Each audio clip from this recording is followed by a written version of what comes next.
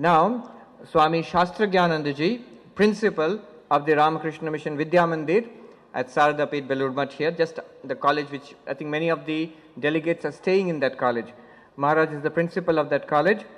He will speak about Swami Vivekananda's literary ideas. He is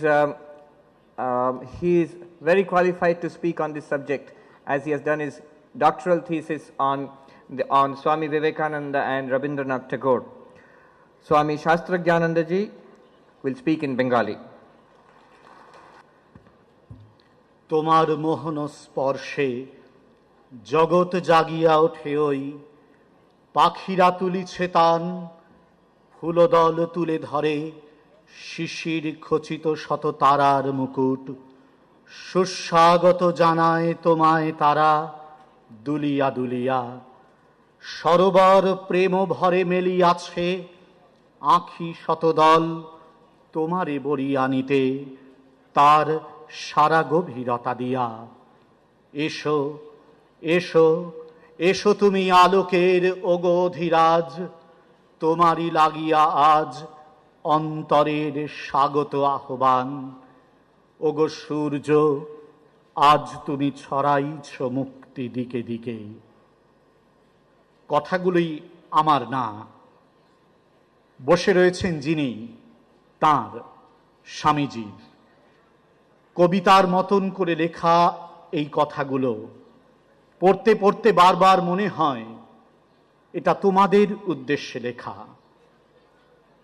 পূজনীয় স্বামী সুহিতানন্দজি মহারাজ এই অধিবেশনের সভাপতি, অন্যান্য পূজনীয় সন্ন্যাসী মহারাজেরা, মাতাজিরা, উপস্থিত অন্যান্য সুধী গুণীজন, স্বামীজির সাহিত্য সম্বন্ধীয় ধারণা আলোচনা করতে গেলে স্বাভাবিকভাবেই একটা প্রশ্ন জাগে, এবং এই প্রশ্নটা করেছেন যারা সাহিত্য নিয়ে আলোচনা করেন তারা অনেকেই, যে এটা কি?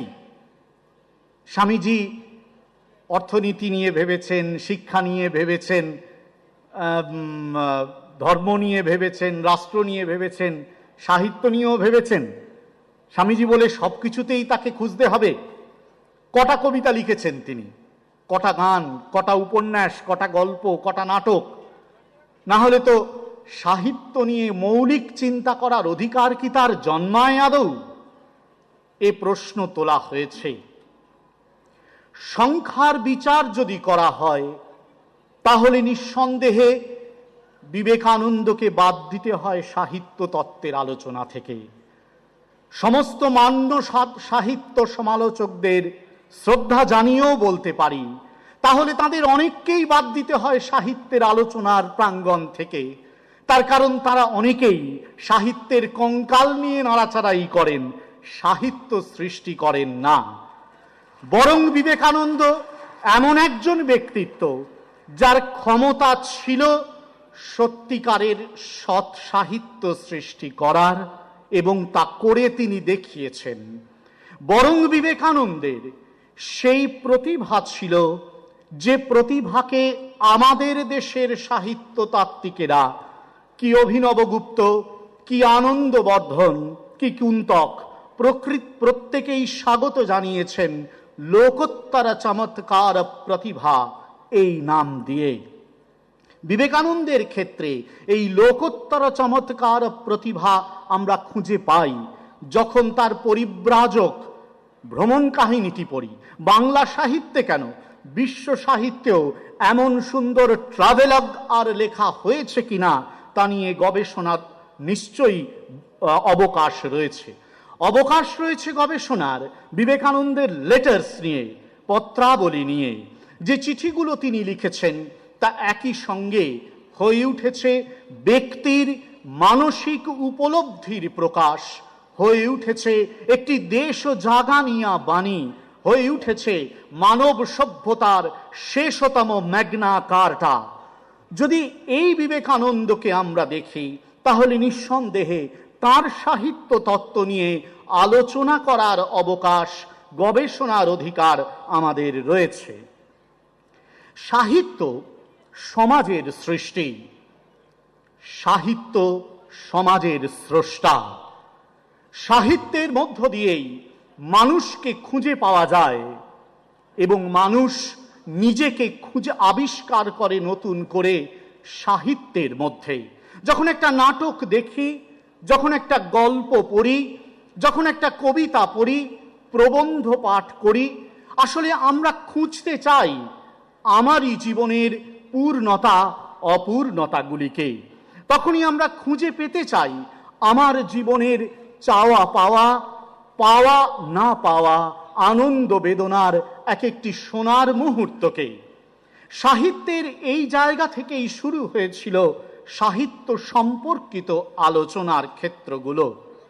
ভারতবর্ষের সাহিত্য তাত্ত্বিকেরা সেই কারণেই সাহিত্যের বোধকে বলেছিলেন ব্রহ্মা স্বাদ সহোদর।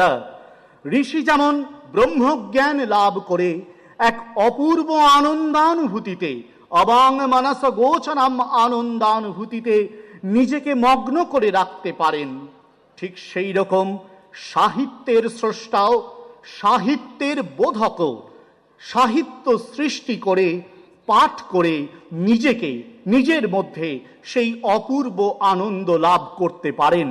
ব্রহ্মানন্দ নয়, বলা হয়েছে ব্রহ্মা স্বাদ সহোদর এক আনন্দ লাভ করতে পারেন।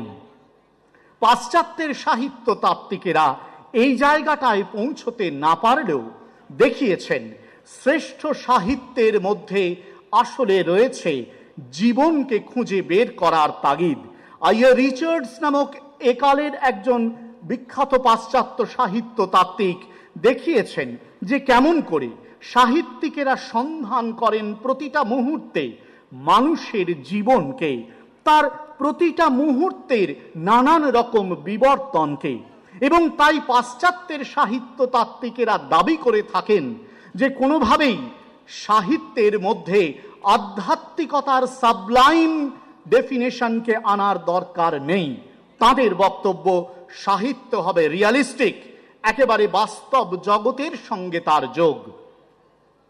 মনে পড়ছে একটি বিখ্যাত ঘটনা, গল্পাকারে মাস্টারমশাইদের কাছ থেকে শুনেছিলাম। ম্যাক্সিম গোর্কির নাম নিশ্চয়ই অনেকে শুনেছেন। ম্যাক্সিম গোর্কি রুশ সাহিত্যের একজন বিখ্যাত পণ্ডিত, বিখ্যাত লেখক। টলস্টয় তখন বৃদ্ধ, প্রায় মৃত্যুশয্যায় শায়িত। টলস্টয় স্পিরিচুয়ালিস্ট, গোর্কি অবশ্যই মার্কসিস্ট। ঈশ্বর বিশ্বাস করেন না, স্পিরিচুয়ালিটিকে বিশ্বাস করেন না। গোর্কি গেছেন টলস্টয়ের কাছে দেখা করতে, শুনেছেন টলস্টয় ইজ ভেরি মাচ ইল।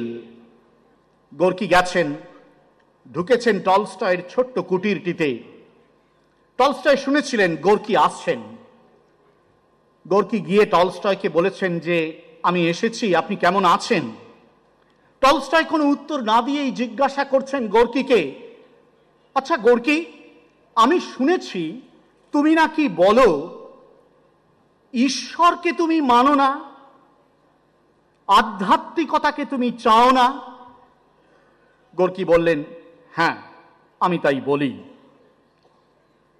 মুহূর্ত চুপ করে থেকে টলস্টয় জিজ্ঞাসা করলেন গোর্কিকে, গোর্কি, তুমি কি তোমার সাহিত্যে মানুষের কথা বলো, মানুষকে খোঁজো? গোর্কি বললেন, হ্যাঁ অবশ্যই। টলস্টয় সঙ্গে সঙ্গে জিজ্ঞাসা করলেন, আচ্ছা গোর্কি বলো তো, যে মানুষকে খোঁজে, যে মানুষকে আঁকে, সে কেমন করে ভগবানকে ছাড়া থাকতে পারে? তার কারণ মানুষের মধ্যেই কি ভগবান নেই? স্তম্ভিত হয়ে গেলেন গোর্কি। লিখছেন পরবর্তীকালে, সেদিন সেই ঋষিতুল্য সাহিত্যিকের এই কথার উত্তর দেওয়ার সামর্থ্য আমার ছিল না, আজও আছে কিনা জানি না। পাশ্চাত্যের সাহিত্য তাত্ত্বিকেরা তাই যখন কেবল সেই মানুষের কথা বলেন যে মানুষ একজন সাধারণ জৈব মানুষ, তখন মনে হয় তারা বোধহয় সাহিত্যের অঙ্গনে কেবলমাত্র একজন আংশিক মানুষের ছবি আঁকবার চেষ্টা করছেন। টি.এস. এলিয়ট 1922-এ দাঁড়িয়ে প্রথম মহাযুদ্ধোত্তর পৃথিবীর ধ্বংস দেখে ক্লান্ত হয়ে লিখেছিলেন দ্য ওয়েস্টল্যান্ড।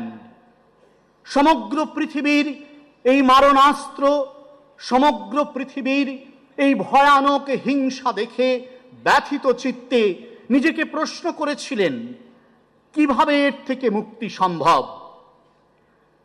যারা দ্য ওয়েস্টল্যান্ড পড়েছেন তারা জানেন দ্য ওয়েস্টল্যান্ডের একেবারে শেষ part, what the thunder said, তার শেষে অর্থাৎ কাব্যটির শেষ করছেন টি.এস. এলিয়ট উত্তর খুঁজতে, বলছেন যদি পৃথিবীকে মুক্তি পেতে হয় এই ফিভার স্ট্রিকন এজ থেকে, এই অন্ধকার যুগ থেকে, তাহলে তাকে ফিরে তাকাতে হবে প্রাচ্যের দিকে, খুঁজতে হবে হিমালয়ের বর্ষণকে, যেখানে ধ্বনিত হচ্ছে, এলিয়ট লিখছেন, আমি বলছি না, এলিয়ট লিখছেন, যেখানে ধ্বনিত হচ্ছে দত্ত, দয়াধ্বম, দাম্যতা, শান্তি, শান্তি, শান্তি।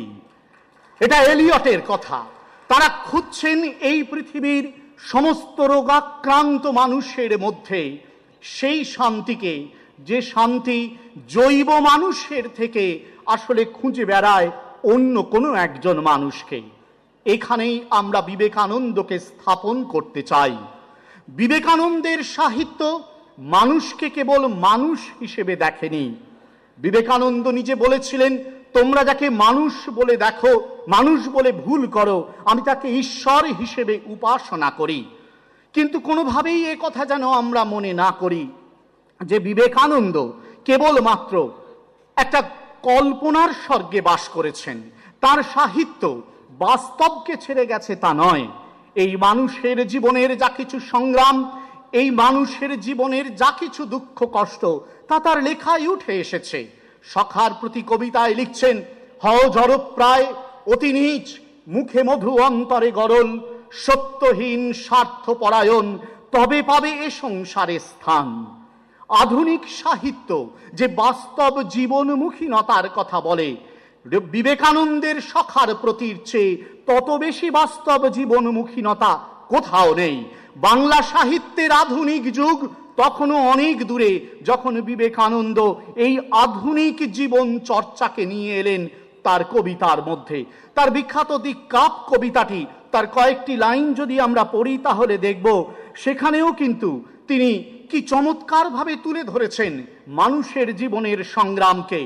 বলছেন, this is your road, A painful road and dryer, I met the Stones that never give you rest. I set your friend in pleasant ways and clear, and he shall come like you unto my breast. But you, my child, must travel here. This is your task. It has no joy nor grace, but it is not meant for any other hand, and in my universe hath measured place. Take it. I do not bid you understand. I bid you close your eyes to see my face. এই সংগ্রাম জীবনের সত্য, কিন্তু সত্য তার চেয়েও বেশি এই সংগ্রামের মধ্য দিয়ে চলতে চলতে জীবনটাকে উত্তীর্ণ করে দেওয়া। বিবেকানন্দ খুঁজেছেন সেই মানুষকে, বিবেকানন্দ চিত্রিত করেছেন সেই মানুষকে, বিবেকানন্দ ডাক দিয়েছেন সেই মানুষকে, যে মানুষ আসলে তার নিজের সত্তা থেকে উত্তীর্ণ হতে পারবে, সত্তা থেকে উত্তীর্ণ হতে চাইবে। তাই বিবেকানন্দের সাহিত্যের মধ্যে মানুষকে রূপান্তরিত করার চেষ্টাটাই মুখ্য হয়ে উঠেছে। সেই দিক থেকে আধুনিককালে বিবেকানন্দের সাহিত্য তত্ত্বই একটি তৃতীয় ধারার জন্ম দিচ্ছে, একটা থার্ড মুভমেন্ট তৈরি করছে। যেই থার্ড মুভমেন্ট আসলে অতীতের আইডিয়ালিস্ট মুভমেন্ট নয়, ঊনবিংশ শতাব্দীর রিয়ালিস্টিক মুভমেন্ট নয়, এটাকে আমরা বলতে পারি স্পিরিচুয়ালিস্ট মুভমেন্ট। আমরা আইকিউকে সার্চ করেছি, ইন্টেলিজেন্স কোশেন্ট, ইকিউকে সার্চ করেছি, ইমোশনাল কোশেন্ট। আমাদের এখন তৃতীয় কোশেন্ট সার্চ করতে হবে, এসকিউ, স্পিরিচুয়াল কোশেন্ট। বিবেকানন্দের সাহিত্য এই থার্ড মুভমেন্ট, এই তৃতীয় ধারার দিকে আমাদেরকে নিয়ে যেতে চাইছে, এবং সেইখানেই বিবেকানন্দের সাহিত্য চিন্তার প্রাসঙ্গিকতা রয়েছে বলে আমরা অন্তত মনে করি। লিওনার্দো দা ভিঞ্চি তাকে আঁকতে বলেছিলেন একটি ছবি, বিখ্যাত ছবি দ্য লাস্ট সাপার। রোমের সম্রাট ভিঞ্চি বললেন, আঁকবো, একটা শর্ত আছে, আমাকে এমন দুজন মানুষকে দেখাতে হবে যারা একজনের মুখ দেখে মনে হবে তিনি ভগবান, আরেকজনের মুখ দেখে মনে হবে তিনি শয়তান। রাজা রাজি হলেন, লোকে খুঁজতে লাগলো। হঠাৎ করেই একজন বন্ধু তাকে ডেকে বলল, চলো ভিঞ্চি, পেয়েছি একজন লোককে যাকে দেখতে একেবারে ভগবানের মতন। নিয়ে যাওয়া হলো ভিঞ্চিকে একটি চার্চে। একটি ইয়াং ছেলে জেসাসের দিকে তাকিয়ে গান গাইছে, তার মুখ অদ্ভুত জ্যোতিতে উদ্ভাসিত। ভিঞ্চি বললেন, ঠিক, একে দেখে ভগবানের মতো মনে হচ্ছে। আঁকা হয়ে গেল ভগবানের মুখ, কিন্তু ছবিটি কমপ্লিট হচ্ছে না, তার কারণ শয়তানকে খুঁজে পাওয়া যাচ্ছে না। অনেক বছর কেটে যাওয়ার পর হঠাৎ করে আরেকজন বন্ধু এসে বলল, চলো ভিঞ্চি, আরেকজনকে পেয়েছি যাকে দেখতে শয়তানের মতো। নিয়ে যাওয়া হলো ভিঞ্চিকে। নর্দমার ধারে একটা লোক পড়ে আছে, দেখেই বোঝা যায় একেবারে সমস্ত বাজে কাজে জীবনটাকে নষ্ট করে ফেলেছে। ভিঞ্চি বললেন, ঠিক, একে দেখতে একেবারে শয়তানের মতন। আঁকা হলো শয়তানের মুখ। হঠাৎ করে ওই লোকটি যাকে দেখে ভিঞ্চি শয়তানের মুখ আঁকলেন, সে চমকে উঠল, বলল, আমি এই শিল্পীকে চিনি। সকলে বলল, কেমন করে চিনলে? বলছেন, অনেক বছর আগে চার্চে ইনি আমার মুখ দেখে ভগবানের মুখ এঁকেছিলেন। একই মানুষ ভগবান হতে পারে, শয়তান হতে পারে। Choice is ours. আমাদের চিন্তার মধ্যে, আমাদের সংস্কৃতির মধ্যে, আমাদের ভাবনার মধ্যে যদি দেবত্বের গুণগুলো বিকশিত না হয়, তাহলে কখনো পশু মানুষ হয়ে ওঠে না, মানুষ দেবতায় পরিণত হয় না। বলরাম বসুকে লিখেছিলেন বিবেকানন্দ একটি চিঠিতে, ছিলেন মানুষ, ছিলেন পশু গরু, হয়েছেন মানুষ, হবেন দেবতা। বিবেকানন্দের সাহিত্য মানুষকে এই দেবতা করার জন্যই আহ্বান করছে। আজ যারা তোমরা এসেছো যুব প্রতিনিধিরা, নিশ্চিন্ত থাকতে পারো, যদি তোমাদের হাতে বিবেকানন্দের সাহিত্যের এক একটি গ্রন্থ থাকে, যখন এই মঠ প্রাঙ্গণ থেকে বেরিয়ে যাবে, অনুরোধ, অন্তত বিবেকানন্দের সাহিত্য রেখো তোমাদের হাতে, বিবেকানন্দ থাকুন তোমাদের মনে। নিশ্চিত যেন তাহলে বিবেকানন্দের আশীর্বাদ থাকবে। বলেছিলেন তিনি তার একটি কবিতায়, সাথে তব ক্রান্তদর্শী দূরদর্শী যারা, সাথে তব ভগবান সর্বশক্তিমান, আশিস ঝরিয়া পড়ুক শিরে হে মহাপ্রাণ, সত্য হোক শিব হোক সকলই তোমার। থাকুক সঙ্গে বিবেকানন্দের সাহিত্য, থাকুক সঙ্গে জীবনের ইতিবাচকতা, ভগবানের আশীর্বাদ তাহলে থাকবেই আমাদের সঙ্গে। নমস্কার।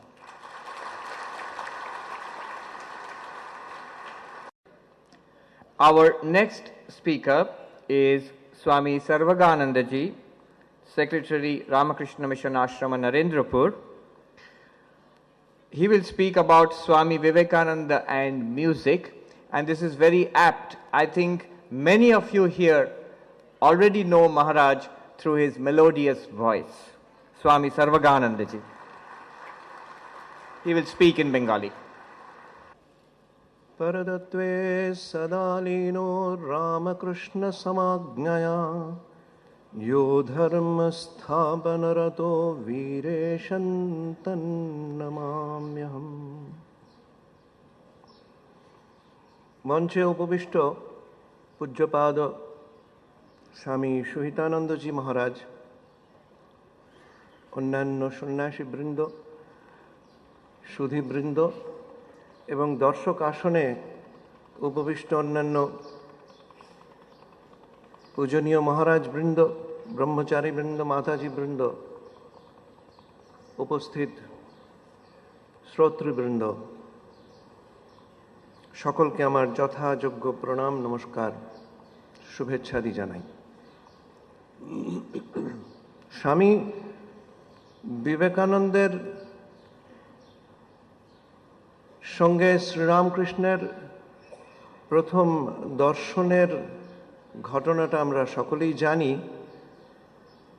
যেখানে সঙ্গীতই ছিল মাধ্যম। গানের লোক পাওয়া যাচ্ছিল না, শ্রীরামকৃষ্ণ গেছেন কলকাতায় এবং সেখানে কাছাকাছি নরেন্দ্রনাথ দত্ত বলে একটি সুগায়ক থাকে। তখন তাকে ডেকে আনা হলো, তিনি কয়েকটি হিন্দি ভজন শোনালেন এবং পরবর্তীকালে যখন তিনি দক্ষিণেশ্বরে এলেন তখন ঠাকুর বললেন গান গাইতে। তিনি দুটি বাংলা গান শিখেছিলেন ইতিমধ্যে,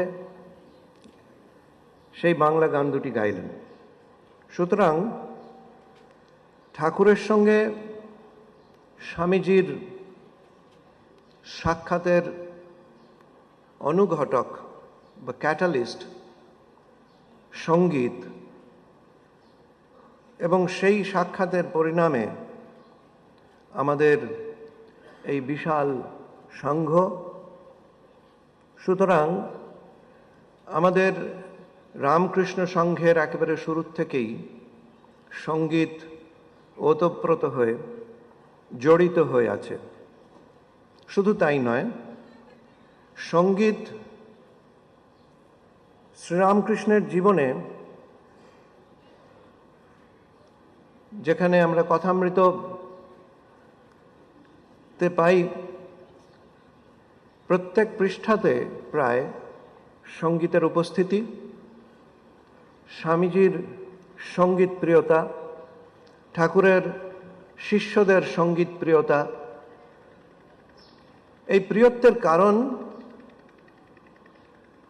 সঙ্গীত ঈশ্বর সাধনার একটি পথ। একটু আগেই আমরা যেরকম শুনলাম যে সাহিত্যের ভিতর দিয়ে একটি ভাব প্রকাশ করা, স্পিরিচুয়াল কোশেন্টের কথা স্বামী শাস্ত্রজ্ঞানন্দ মহারাজ বললেন। সঙ্গীত সম্পর্কেও স্বামীজি বলেছিলেন যে সঙ্গীত কোনো একটি ভাব প্রকাশ করে, উচ্চতর ভাব, যে ভাবটি মানুষকে সীমার থেকে অসীমে নিয়ে যেতে সাহায্য করে, সেই রকম সঙ্গীতই আমাদের উপজীব্য এবং আমরা সেই সঙ্গীত সাধনায় রত থাকব। যে সঙ্গীতের মধ্যে দিয়ে কোনো ভাবের প্রকাশ নেই সেই সঙ্গীত বর্জনীয়। শ্রীরামকৃষ্ণের সঙ্গে স্বামীজির একবার মতভেদ হয়েছিল। স্বামীজি বলেছিলেন কীর্তনে তাল, সম ইত্যাদি কিছু নেই, সেই জন্য সাধারণ মানুষের কাছে কীর্তন অত্যন্ত প্রিয়। কিন্তু ধ্রুপদ সঙ্গীত, ধামার সঙ্গীত, খেয়াল, অন্যান্য শাস্ত্রীয় সঙ্গীত, সেখানে তালের প্রয়োজন, সোমের প্রয়োজন, সেখানে মুন্সিয়ানার দরকার। সেই মুন্সিয়ানা সকলের থাকে না, সুতরাং শাস্ত্রীয় সঙ্গীত তার জনপ্রিয়তা নেই। তখন ঠাকুর বললেন সে কি রে, কীর্তন সেখানে ভাব আছে, সোম তাল নেই এটা কোনো কথা নয়, কিন্তু তার মধ্যে যে ভাব প্রকাশিত হয় সেটাই মানুষকে আকর্ষণ করে। স্বামীজির পরবর্তীকালে আমরা দেখেছি যখন গিরিশচন্দ্র ঘোষ বললেন যে স্বামীজি তুমি একটা জীবনী লেখো শ্রীরামকৃষ্ণের ওপরে, কারণ শ্রীরামকৃষ্ণের বিভিন্ন ঘটনাকে বিকৃত করে তখনই শুরু হয়ে গেছিল নানা রকম মহিমা প্রচার, যে জিনিসটা ঠাকুর নিজেই চাইতেন না। তখন স্বামীজি বলেছিলেন না, আমি জীবনী লিখতে পারবো না, আমি তাকে বুঝিনি ভালো করে। কিন্তু পরবর্তীকালে তিনি যখন আমাদের সন্ধ্যা আরাত্রিক ভজনটি রচনা করলেন, সেই রচনার মধ্যে শ্রীরামকৃষ্ণের সম্পূর্ণ জীবনী যেন সূত্র আকারে গ্রথিত করে দিলেন। এবং আমাদের যুবকবৃন্দ, তাদের যারা রামকৃষ্ণ মিশনের স্কুল কলেজের সঙ্গে যুক্ত, তারা জানে সর্বত্রই এই শ্রীরামকৃষ্ণের সন্ধ্যা আরাত্রিক ভজনটি গাওয়া হয়। এটি ধ্রুপদাঙ্গের। এর আরও কিছু তথ্য আমাদের ছাত্রদের এবং অন্যান্য সকল যুবকদেরই জানা প্রয়োজন, যে গানটি ধ্রুপদাঙ্গে রচিত। ধ্রুপদ কাকে বলে? ধ্রুবপদ, ঈশ্বরেরই ধ্রুবপদ, তার থেকে ধ্রুপদ। এবং এই ধ্রুপদ একটি বিশেষ স্টাইল, একটি গায়কী। আমাদের বিভিন্ন ধরনের গায়কী আছে, ধ্রুপদ, খেয়াল, ধামার, ঠুংরি, টপ্পা, লোকগীতি রয়েছে।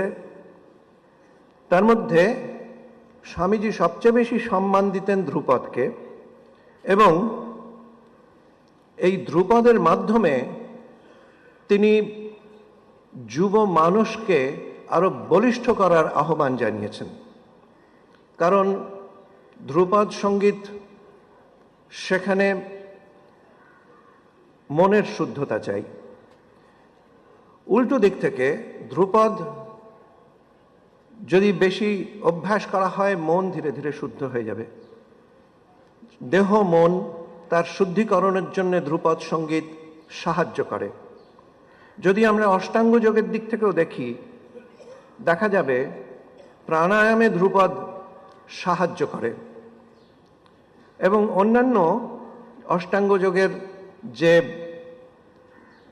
দিকগুলো, সেগুলো এই ধ্রুপদ সঙ্গীত চর্চার মাধ্যমে উঠে আসে। ধ্রুপদ সঙ্গীতের মধ্যে দিয়ে স্বামীজি চেয়েছিলেন যে শাস্ত্রীয় সঙ্গীতকে মানুষের কাছাকাছি পৌঁছে দেওয়া। সেই জন্যে তিনি একটি বই রচনা করেছিলেন। সেই বইটির নাম হচ্ছে সঙ্গীত কল্পতরু। প্রায় 250 পৃষ্ঠার একটি বই। মাত্র 23 বছর বয়সে উনি শুরু করলেন। শ্রীরামকৃষ্ণের মহাসমাধির পরে ওই বইটি পাবলিশ হয়েছিল। বৈষ্ণবচরণ বসাক এবং নরেন্দ্রনাথ দত্ত দুজনে মিলে বইটি পাবলিশ করেছিলেন, কিন্তু তার বেশিরভাগ কম্পাইলেশন স্বামীজির নিজেরই করা। সেখানে সঙ্গীত ও বাদ্য বলে একটি অধ্যায় আছে, যে অধ্যায়টি এখন গবেষণার বস্তু। স্বামীজির অসাধারণ সঙ্গীত প্রতিভা সেখানে প্রকাশ পেয়েছে। স্বামীজি তাঁর পাখোয়াজ গুরু মুরারি গুপ্ত, পণ্ডিত মুরারি গুপ্ত, তিনি কেবল কিষাণ ঘরানার ধারক। সেই ঘরানা এখন আর দেখা যায় না, দুর্লভ। সেই বোলবাণী তিনি ওই সমস্ত বোলবাণী ওই বইতে সংকলিত করেছেন। বৈজ্ঞানিক দৃষ্টিতে সঙ্গীতকে ব্যাখ্যা করতে চেয়েছেন। তখনকার দিনে 1885, আমরা ভাবতেই পারি না সেই সময় পরাধীন জাতির কি দশা ছিল, আপনারা কল্পনা করুন। এবং সাধারণ মানুষের কাছে সমস্ত তৎকালীন যে প্রচলিত গানগুলো, সেগুলো সংরক্ষিত করার জন্যে তিনি বহু গান, প্রায় 300-র উপরে গান তিনি ওই বইতে সংকলিত করেছেন, এবং প্রত্যেক গানের রচয়িতার সংক্ষিপ্ত জীবনী সেখানে সংকলিত করেছেন। যারা গ্রন্থ লেখেন তারা জানেন যে এইটা কত পরিশ্রমের ব্যাপার। একটা 23 বছরের যুবক, তার পারিবারিক সমস্যা, বাবা চলে গেলেন, ওই রকম একটা প্রচণ্ড স্ট্রাগলের মধ্যে তিনি চলছেন। এদিকে ভিতরে আগুন জ্বলছে, অতৃপ্তির আগুন। একে জিজ্ঞেস করছেন, আপনি কি ঈশ্বরকে দর্শন করেছেন? আপনি কি ঈশ্বরকে দর্শন করেছেন? কোথাও উত্তর পান না। ঠাকুরের কাছে গেলেন, ঠাকুরের কাছে গিয়ে উত্তর পেলেন। তার মধ্যে এই বইয়ের সংকলন, এবং তার যে ঘরানাদারি শিক্ষা, তার ফ্যামিলিতেই যে শিক্ষা ছিল, তিনি শিখেছেন হাবু দত্তের কাছে, তিনি শিখেছেন বেনি ওস্তাদের কাছে, তিনি শিখেছেন আহমদ খাঁর কাছে, গোয়ালিয়র ঘরানা। এই যে ঘরানাদারি শিক্ষা তিনি পেয়েছিলেন, সেই শিক্ষার ফলশ্রুতি হিসেবে আমরা এই সঙ্গীত কল্পতরু গ্রন্থটি পেয়েছি, যা আমাদের এই বর্তমান প্রজন্মের কাছে একটা অত্যন্ত গুরুত্বপূর্ণ উপহার। এবং আধুনিক ভারতবর্ষকে স্বামীজি শ্রেষ্ঠ উপহার যেটা দিয়েছেন আমি মনে করি সঙ্গীতের জগতে, তা হলো আমাদের সন্ধ্যা আরাত্রিক ভজন। এই সন্ধ্যা আরাত্রিক ভজনের প্রসঙ্গে একটু ধ্রুপদ সম্বন্ধে আমাকে আলোচনা করতে হবে, যদিও সময় বেশি নেই, আমি সংক্ষেপে আলোচনা করছি। যে ধ্রুপদে ভারী তাল ব্যবহার করা হয়, চৌতাল, ধামার, সুর ফাঁক তাল।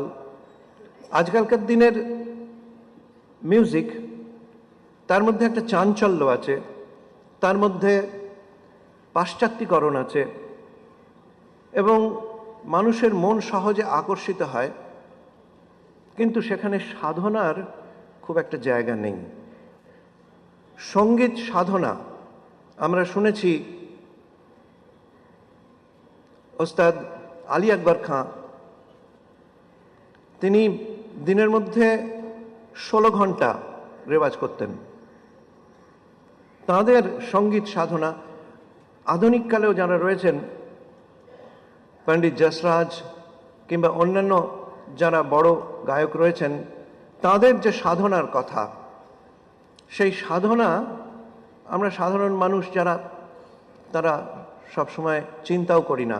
আমরা গান শুনি, গান শুনে ভালো লাগে, কিন্তু তার পিছনের যে পরিশ্রম, সেই পরিশ্রম এখন কেউ করতে চায় না। এবং তার মধ্যে এসে ঢুকেছে পাশ্চাত্য সঙ্গীতের প্রভাব। স্বামীজি পাশ্চাত্য সঙ্গীত আমাদের সন্ধ্যা আরাত্রিক ভজনের মধ্যে প্রবেশ করিয়েছেন। বারবারই স্বামীজি বলতেন যে পাশ্চাত্যের বিজ্ঞান, western technology and eastern spirituality, এই দুটির সিনথেসিস, এই দুটির সমন্বয় আমাদের প্রয়োজন। এবং সেই সমন্বয়ের প্রতিফলন আমরা দেখতে পাই সঙ্গীতের মধ্যেও। এবং সেই সঙ্গীতের পাশ্চাত্যের এবং প্রাচ্যের এই সমন্বয় ভারতবর্ষের মধ্যে বিবেকানন্দই প্রথম ব্যক্তি যিনি এই এক্সপেরিমেন্ট করেছেন। যদি কেউ শোনেন ধ্রুপদ, আমাদের খণ্ডন ভববন্ধন জগবন্ধন বন্দিত মায়, ধ্রুপদের দৃষ্টি নিয়ে শুনলে একেবারে পিওর ধ্রুপদ। যদি চার্চ সঙ্গীত ভাবে কেউ শোনেন, মনে হবে একটা চার্চের মধ্যে থেকে একটা অসাধারণ সুর ও লহরী ভেসে আসছে। আবার যদি সঙ্গীত, বাদ্য, নৃত্য, এই তিনটিকে মিলিয়ে বলা হয় তৌর্যত্রিক, এই তৌর্যত্রিকের দিক থেকে যদি কেউ চিন্তা করেন, প্রথমে চৌতাল, তারপরে অনিবার্যভাবে সেখানে এলো নম নম প্রভু বাক্য মনাতীত, ধে ধে ধে লঙ্গ রঙ্গ ভঙ্গ, সেটা একতালে আছে। নম নম প্রভু বাক্য মনাতীত ত্রিতালে আছে। চৌতালের পরে ত্রিতাল, তারপরে 4-4 ছন্দ, তারপরে আবার 3-3 ছন্দ। এবং সেখানে নৃত্যের একটা ভাব আছে, এই গানের মধ্যে নৃত্যের একটা ছোঁয়া। এবং আবার শেষকালে ফিরে এসে ঠাইতে, অর্থাৎ সেই আগের যে লয়, সেই লয়তে ফিরে এসে খণ্ডনভব দিয়ে তারপরে গানটি শেষ হচ্ছে। একটা নিয়ম যেভাবে বাঁধা হয়েছে আমাদের হাজার হাজার বছর ধরে, যে নিয়ম, সেই নিয়মকে স্বামীজি লঙ্ঘন করেননি। আবার পাশ্চাত্য সঙ্গীতের যে রীতি, সেই নিয়মকেও লঙ্ঘন করেননি, সেই নিয়ম মেনেই এই গানটি রচনা করেছেন। স্বামীজির অসাধারণ সঙ্গীত প্রতিভা নানাভাবেই প্রকাশ হয়েছে, কিন্তু তার কন্ট্রিবিউশন টু মিউজিক, এটা যদি আমরা ভাবতে যাই, তাহলে মনে হবে যে স্বামীজি যদি শুধু গানের জগতেই থাকতেন, তাহলে তিনি পৃথিবী বিখ্যাত হতেন।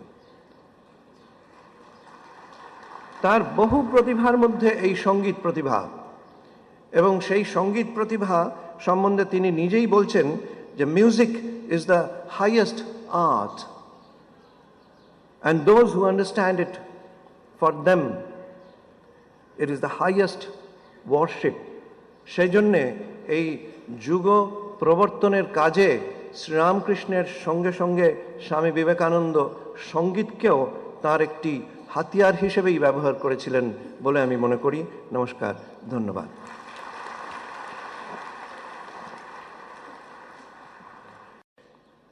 Our next speaker is Dr. TGK Murthy. Dr. Murthy is an outstanding scientist. He has worked for the Indian Space Research Organization for 42 years, and he has received several government awards, and he was instrumental in making Indian space optics internationally renowned. He has written a very interesting book, Swami Vivekananda, an Intuitive Scientist, which has been published by Ramakrishna Math, Chennai. He has given talks at various institutions, educational institutions, on Swami Vivekananda. Dr. TGK Murthy. He will speak about Swami Vivekananda, an intuitive scientist. My Sastang pranams to the Holy Trinity. My pranams to Suhitananda Ji Maharaj, revered monks on the dais, Dipali Khanna, revered monks, brahmacharis of Ramakrishna order, Matajis, brahmacharinis of Sri Sarvagananda, my salutations to you all. My respects to the elders and the dignitaries that have come outside the country. And my love, good wishes to my beloved children, 12,000 children sitting over here. I say that all of you have come here today to experience a turning point in your life that you will realize not today, but when you go back and see in your life at later period.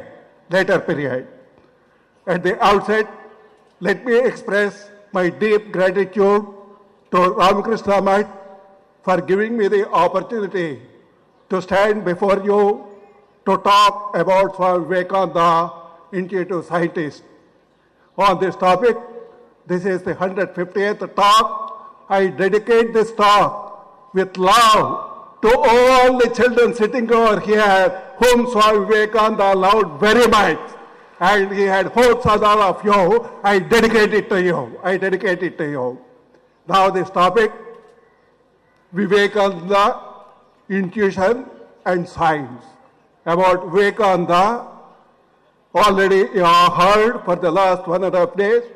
About intuition, revered Gautamanda Ji Maharaj, yesterday he put in a very nutshell, with a pure highest mind, able to see into the future.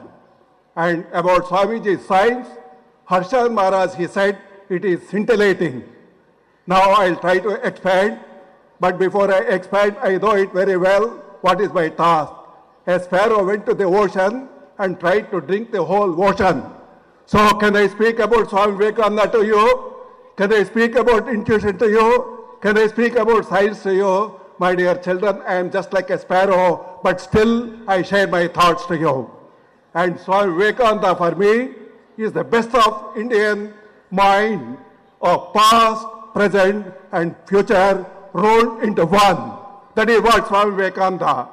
In the years of what I don't see a possibility of Swami Vivekananda reappearing with such a capability. And Swami Vivekananda, his contributions are very well known, but his scientific thoughts are not very much well known.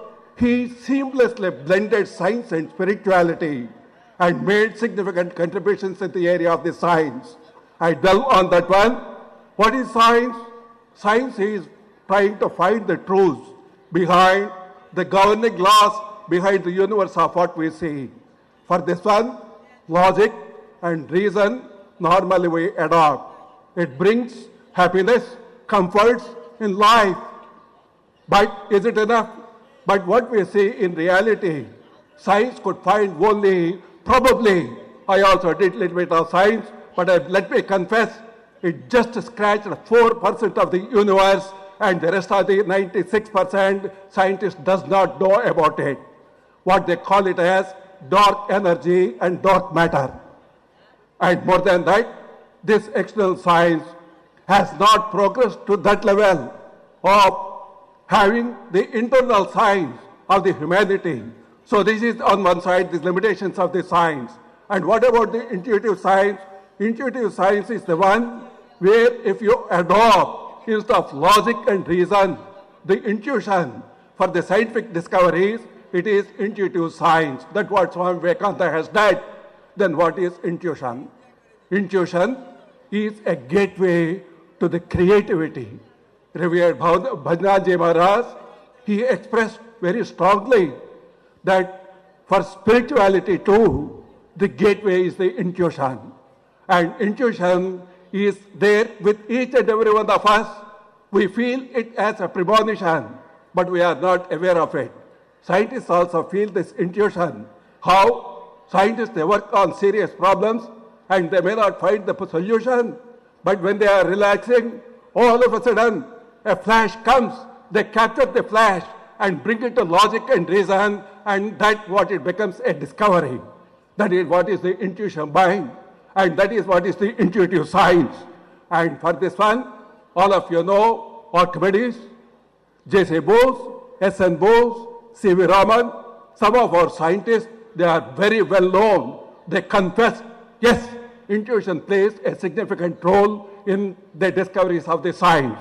Then, what are the specific contributions of Swamiji's to the science? My dear children, let me tell you, Swamiji inspired Jamshedji Tata to start Indian Institute of Science. From that Indian Institute of Science came TAFR, Tata Institute of Fundamental Research. And few years later, Baba Academic Research Center came. After few years out of that, Indian Space Research Organization has come out of that one. And what it did, it found water on the moon, what the rest of the world could not find. India has found water on the moon for the first time in the history of the mankind. That is the power of the thing. That is the power of the thing. My dear children, Swamiji, apart in a way, he is the person, the roots goes to the Indian science, to Swami Vivekananda. Similarly, Swami Vivekananda inspired Rockefeller, and Rockefeller Foundation has formed, and from there the Rockefeller University also has come. Many of the children, brilliant children, all the children would like to go to the Rockefeller Foundation. Now, what Swamiji? Swamiji is an icon of Vedanta, experienced the Nirvikalpa Samadhi, the oneness behind the seen and unseen. And with that one, when he went to foreign West, he postulated some theories related to the external science. He exchanged his ideas with the famous scientists like Tesla, Kelvin, and he was hoping that these scientists may help Swamiji in formulating some of the theories. But unfortunately, even though Tesla acknowledges, even though he could understand and appreciate Swami Vivekananda, he failed to give the mathematical formulation. I'll tell you very briefly what are they. You see, at the time, 125 years, the Newtonian science, they used to think space, time, energy, and matter, they are all independent parameters. But Swamiji, he experienced the oneness. He said, no, in space and time domain, the energy and matter are interrelated. They will converge into a single force. That's what he said. Probably nobody could understand. There were no theories available. But exactly 10 years later, Einstein came with the theory of relativity. E is equal to mc square. That is the Nobel Prize. That is the thing of Swami Vivekananda's contribution to the science, one of the things. My dear children, the second thing, I tell you, Swamiji, through a simple, this is theory of relativity, theory of uncertainty. The whole world is uncertain. The scientific investigations are uncertain. He gave a simple analogy. There is a moving train. This moving train, I want to measure what is the speed, velocity. For that one, there must be instrument. For that one, there must be one more fine instrument. Ultimately, the mind is the instrument with reference to which we measure the velocity of the train. But mind by itself is uncertain. So he said, whatever the observations you make outside, they are all uncertain, not realistic. Exactly 25 years later, Schrödinger brought the theory of uncertainty and it got the Nobel Prize. And my dear children, I turned Swamiji's mind onto mine. Mind, he said, there is a universal mind. All the minds are connected, interconnected into the universal mind. People could not believe. Later, recently, some 30 years back, Bohm and Preibram, they formulated the holographic mind, what is the morphic mind of what they call, again it produced Nobel Prizes for that one. And my dear children, I turned a little bit onto the chemistry of what Swami Vivekananda has said.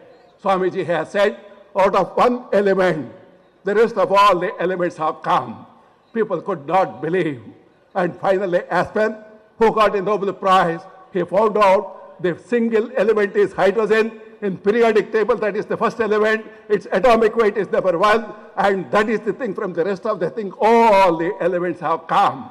You see how the known factor of oneness is applied to the external science. Now, after that, he turned to the biology. Darwin, a semi-god, he said evolution. But Swamiji said evolution partially right, but it should be followed by involution too. Nowadays, evolutionary biology is coming. And Darwin has said, struggle for existence and survival of the fittest. Swamiji strongly contended, no, it may apply for the animal kingdom, but for the human kingdom, it does not apply at all.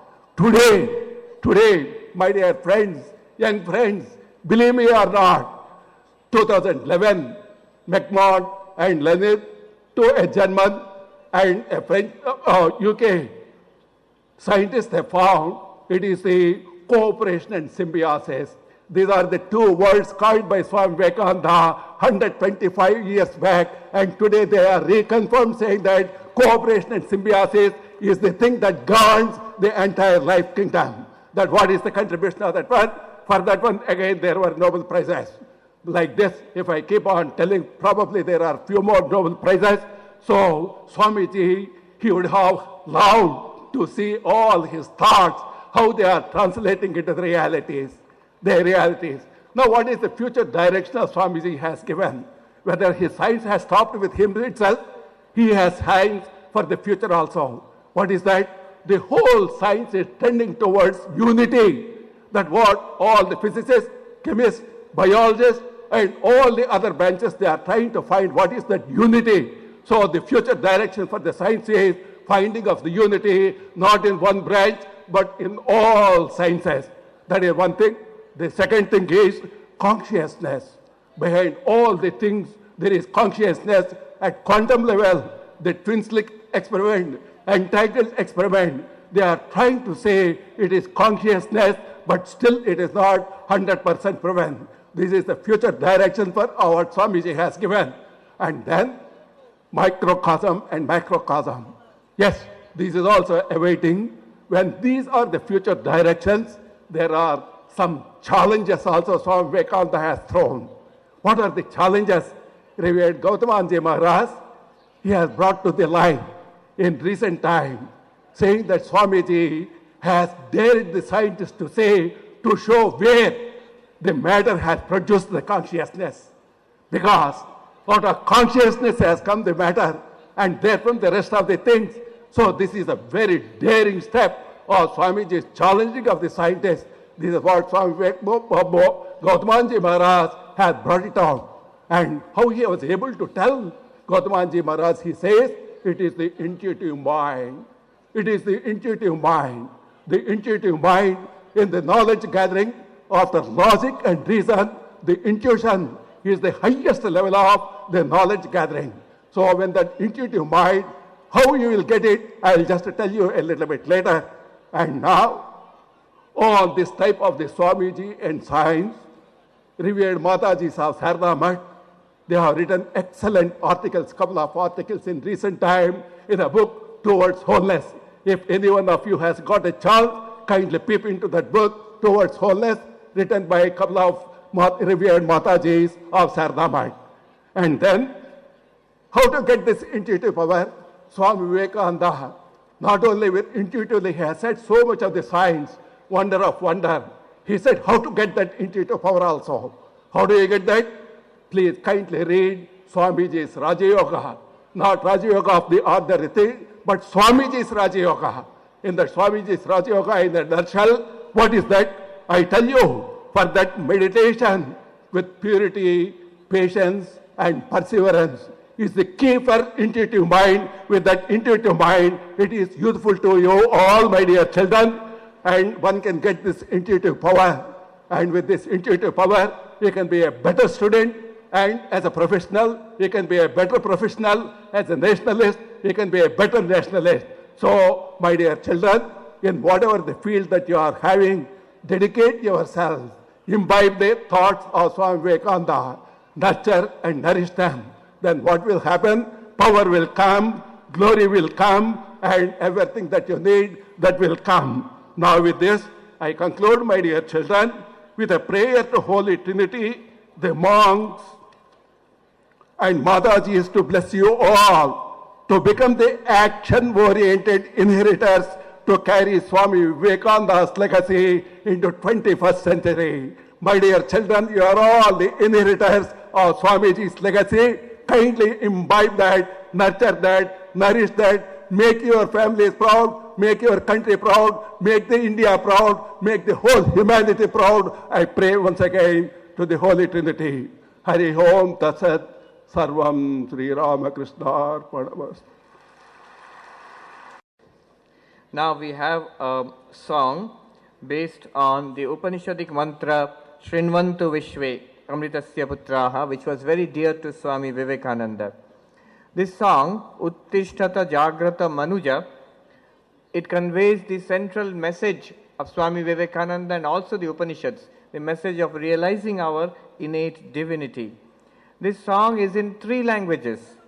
It is in Hindi and Kannada and Tamil. The song will be rendered by Swami Atmajnananda Ji from Ramakrishna Math, Chennai.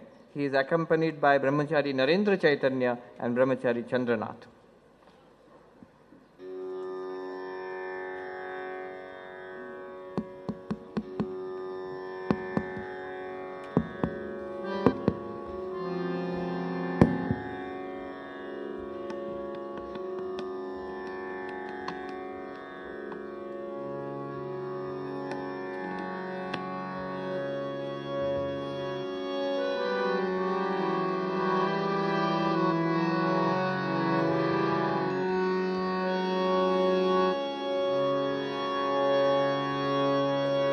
शृण्वन्तु विश्वे अमृतस्य पुत्राः शृण्वन्तु विश्वे अमृतस्य पुत्राः आये धामानि दिव्यानि तस्थुः आये धामानि दिव्यानि तस्थुः वेदाहमेतं पुरुषं महान्तं वेदाहमेतं पुरुषं महान्तम् आदित्यवर्णं तमसः परस्तात् तमेव विदित्वा अतिमृत्युमेति तमेव विदित्वा अतिमृत्युमेति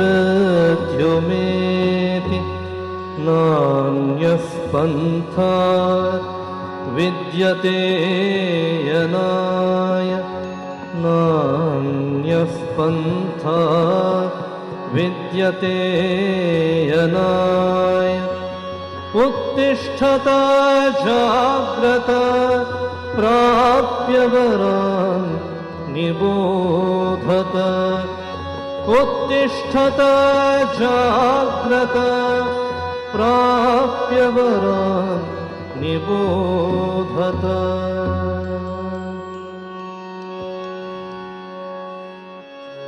उत्तिष्ठत जाग्रत मानव उत्तिष्ठत जाग्रत जब तक लक्ष्य न पाओ तू क्षणमपि रुको नहीं बढ़ो चलो बंधु रे उत्तिष्ठत जाग्रत मानव उत्तिष्ठत जाग्रत लक्ष्य तुम्हारा आत्मदर्शन हृदय कंदर में परम रतन देह मोह से क्या पाओगे मित देह मोह से क्या पाओगे मित तन भ्रम से हो न सकोगे अभीत उत्तिष्ठत जाग्रत मानव उत्तिष्ठत जाग्रत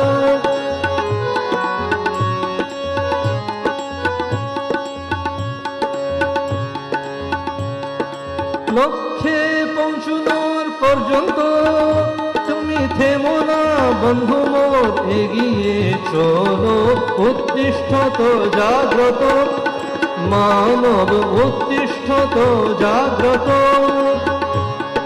লক্ষ্য তোমার আত্মদর্শন তোমারই হৃদয়ে আছে সেরতন লক্ষ্য তোমার আত্মদর্শন তোমারই হৃদয়ে আছে সেরতন অমর আত্ম হে অমৃত পুত্র তুমি অমর আত্ম হে অমৃত পুত্র তুমি অমলানন্দে পরিপূর্ণ তুমি উত্তিষ্ঠত জাগ্রত মানব উত্তিষ্ঠত জাগ্রত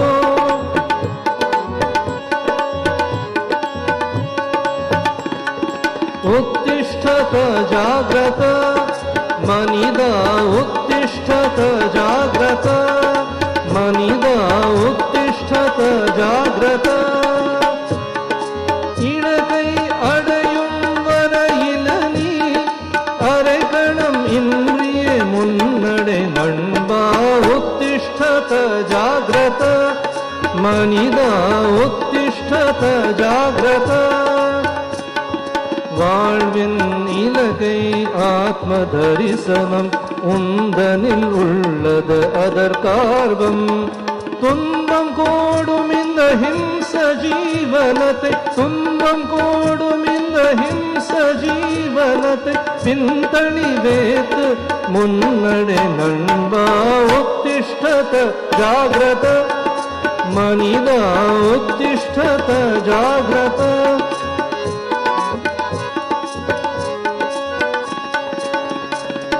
ನಾನಿಂದ ದೇಹಂ ಎನುಮಹಂ ಭಾವಂ மாயையின் வலையினில் திரிகின்றாய் நானிந்த தேகம் எனுமகம் பாவம் மாயையின் வலையினில் திரிகின்றாய் அமர ஆத்மனி அமிர்த புத்திரனி அமர ஆத்மனி அமர புத்திரனி ஆனந்த ரூபத்தின் பரிபூர்ணமணி உத்திஷ்டத ஜாகிரத மனிதா ಉತ್ತಿಷ್ಠತ ಜಾಗ್ರತ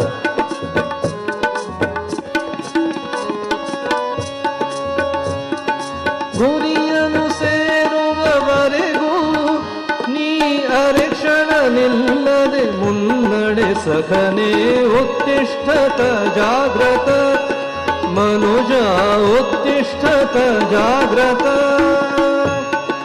ನಿನ್ನಯ ಗುರಿಯು ಆತ್ಮದರುಶನ ನಿನ್ನೊಳಗೆ ಇದೆ ಆರತುನ ಬನ್ನ ಪಡುತ್ತ ಈ ಕ್ಷುದ್ರ ಜೀವನದಿ ಬನ್ನ ಪಡುತ್ತ ಈ ಕ್ಷುದ್ರ ಜೀವನದಿ ಇನ್ನು ತೊಳಲದಿರು ಮುನ್ನಡೆ ಸಖನೆ ಉತ್ತಿಷ್ಠತ ಜಾಗ್ರತ ಮನುಜ ಉತ್ತಿಷ್ಠತ ಜಾಗ್ರತ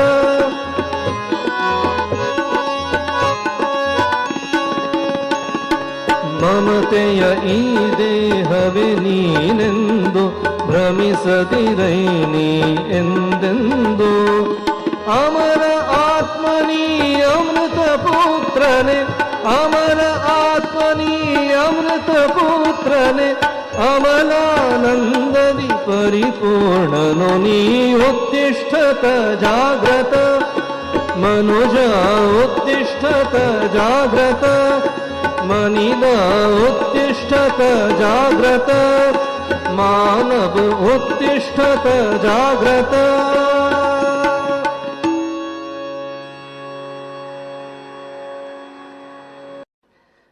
Our next speaker is Mrs. Dipali Khanna. She is Member Secretary, Indira Gandhi National Center for the Arts, New Delhi.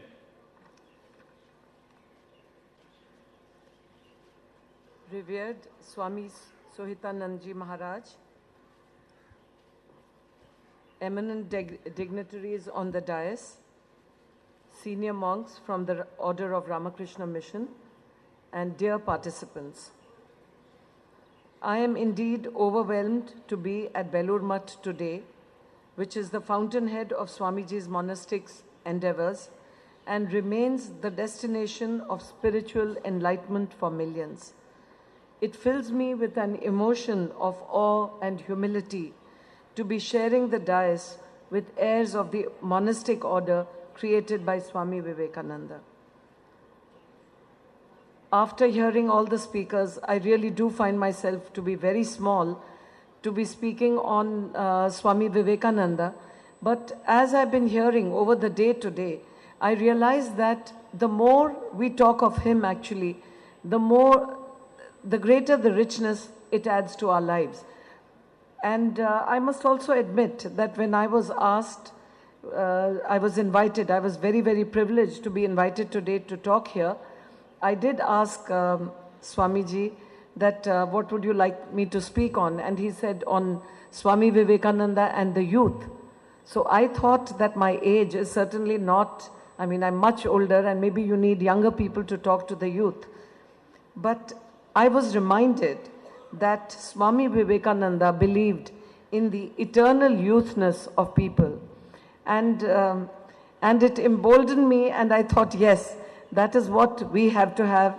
And as they said, he was our eternal youth icon, and he emphasized the need to focus on the youthfulness of both mind and body. Dr. Murthy spoke very, very nicely to the young children. I don't think I can match that, Dr. Murthy. But I would just pick up some of from Swami Vivekananda's, what I have read about him, what I've heard about him, very few. Just in the next few minutes, I'd like to put that before you. Having traversed through my own personal journey of youth and up to my present stage of life, I can say with confidence that youth is when dreams are born, youth is when thoughts get strengthened, and youth is the most crucial time when one chooses the path of one's life. It is equally true that youth is also the period in life when minds are tender, impressionable, and a time when when one can get swayed by some not very pleasant things of life. It is perhaps for this reason that Swami Vivekananda's message to the youth is so important. One could possibly question the relevance of the messages and thought processes of an ideal who lived more than a century ago. But if one were to follow his life and experiences, it would be amply clear that he spoke very much ahead of his times. For Swamiji was no ordinary soul, and as aptly stated by a Westerner, Swamiji was a man young in years but eternal in wisdom. As I'm sure in the last 2 days this may have been mentioned, that India is one of the youngest nations in the world, and nearly 50% of the population is below the age of 35. Clearly, the youth is our strength, and the potential has to be tapped to take India to the glories that Swami Vivekananda dreamt of. Swamiji's philosophic bent of mind was evident from early boyhood.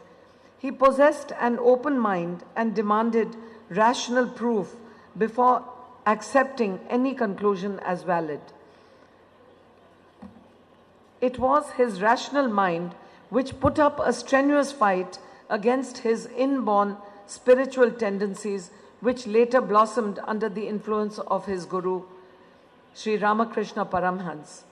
Further, his habit of thinking high and acting noble, and the discipline acquired from a mother steeped in the spiritual heritage of India, were the prime factors that were responsible in molding the personality of the young Narendranath.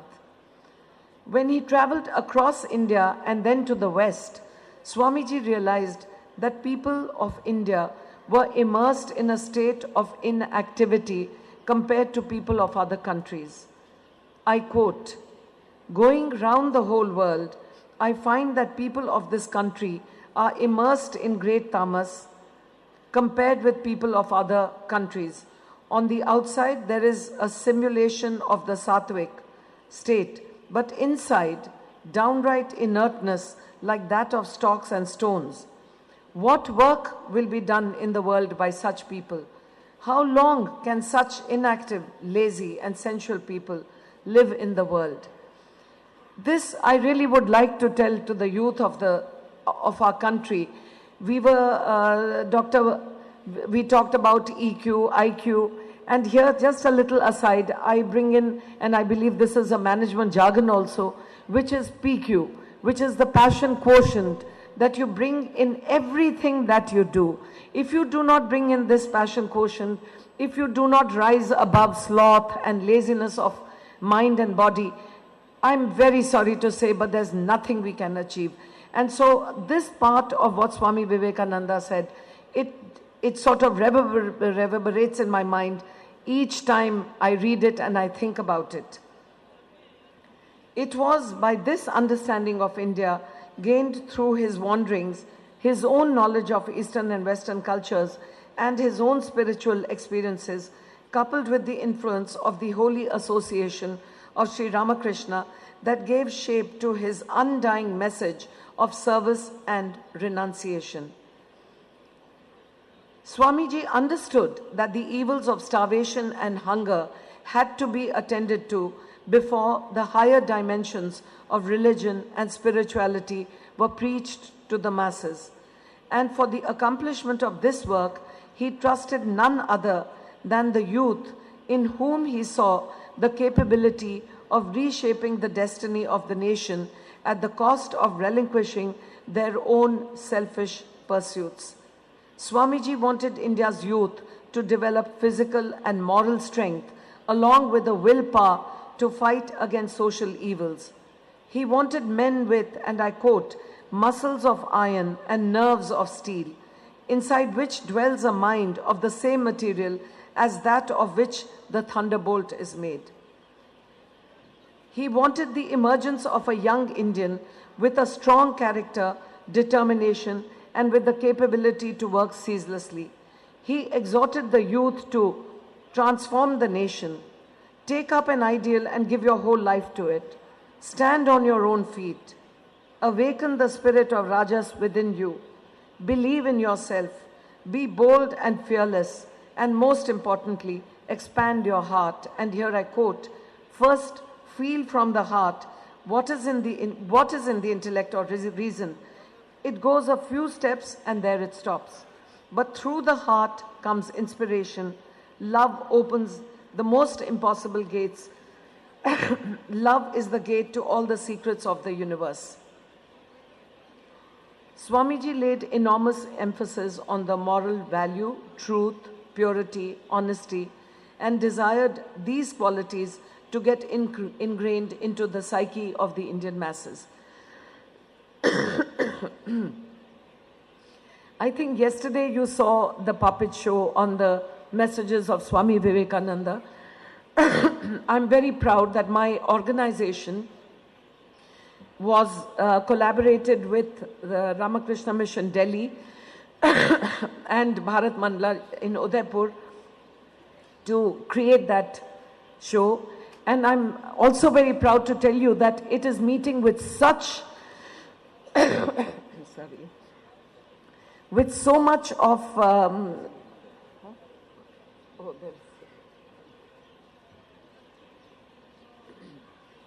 it is meeting with so much of laurels and everybody, I never really dreamt, when I began this collaboration with Ramakrishna Mission, I never dreamt that this is what we would produce. And I salute to the Math and to the mission, because I have seen closely how they work, their dedication. If the youth could pick up even a millionth of this dedication, I think we'd be a different country.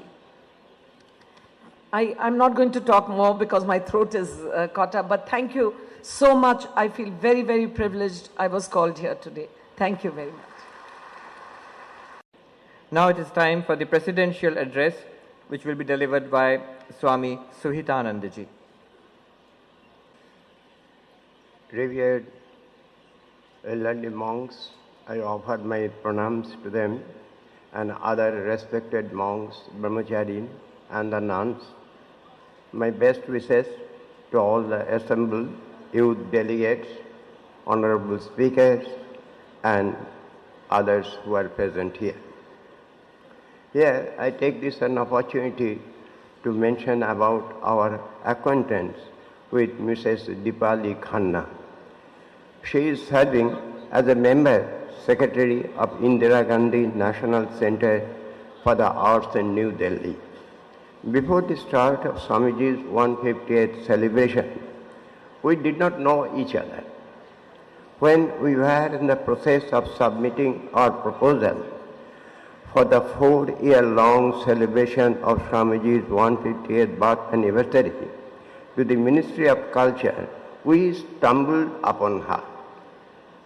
When she came to know of our proposal, she was very much impressed and extended her full support. Later days, she became our mentor with regard to these celebrations, and her office became our office at Delhi. Whenever we are in trouble, we approached her, and she, like our mother, used to guide and help us. We extend her a very warm welcome to Belur and to this convention, as she has already expressed her views, and today morning itself, while she came, immediately after her coming, we had some problems we placed before her, and she suggested that how we should handle and tackle these problems. Now, here, this celebration, it is coming, this concluding celebration is coming to an end. For the last 12 days, we had been engaged and we have been absorbed in the thinking of Swamiji. But we should feel simultaneously, certainly this is not the end of it, but it is the beginning or initiating in some other dimension. It should generate some in us another spirit. While we chalked out the programs, we had in our mind that whom we are going to face. The devotees, they were 12,000 delegates were there, 2 days. And the students or the youths, they were also 12,000 delegates and for 2 days. Simultaneously, this international seminar, that also was registered nearly 12,000 for 2 days. So many man days, that means these 12,000 persons, they will be coming at 9 a.m. and whole day they will be staying. So we had to keep in our mind that their time should not be wasted. They should not consider that it has become a wastage by attending this celebration or deliberations. Keeping that thing in mind, we chalked out our programs and everything meticulously we tried. We would expect that these, especially those who have come here, they should get some amount of benefit or inspiration from through this. Now, I got some whisper, so I expected that probably in the question-answer method, during that time it will be answered, but that has not been answered. But since I got the whisper, I think I should give its reply. That whisper was, why the chief ministers or the governors are invited in this holy land of belurmath. That is the thing, why they are being invited here. It would have been better if they would not have been invited. They are, after all, political persons or statesmen, something like that. We have got our reply why we did invite them. First, we all know that Swamiji himself used to meet the kings and rajas. Why? Because he knew that if a king is transformed or good thoughts go into the brain of a king, a person with having some power, in that case, he will do so much of good to the country. So with that I mentioned an idea, we have brought them. Let them come, let them see that the impact of Swamiji, how many persons have come from different corners of the world. So certainly they will have some impact. Secondly, another purpose was there, that is from the gospel. Thakur bolchen je two party was there, the VIPs were in the first floor and the ordinary persons in the ground floor. Some refreshment party was going on, dinner party. Now those who are in the ground floor, they are asking whether this sort of chutney has been served to the upper floor, whether the VIPs have got the same chutney or not. Amrar ambol babura jodi kheye thake tale seta bhalo. So here also the common people, when they will find that these VIPs, they are talking about Swamiji, at least for them, they will get some inspiration when such a big thing is being served these persons. So certainly it is a good thing. So anyhow, here we are having, today I will make a list. It is not exhaustive, just to give you an idea that what sort of gathering here has been. Here persons are there, representatives, not one but in groups. From Mysore probably I have heard that 150 students have come. From Mysore, Malasadip, Kanpur, Katihar, Washington DC, Mangalore, Belurmath, Chicago, France, UK, Canada, Russia, Geneva, Nepal. I missed Nepal and somebody grumbled that you mentioned so many places but you did not mention Nepal. So I am seeking apology for that. So I am repeating Nepal once and twice. And Naranpur, Arunachal, Assam, Tamil Nadu, Kerala, South Africa, and so on and so forth. So many are there which I am missing, and it was not possible for me to keep record also.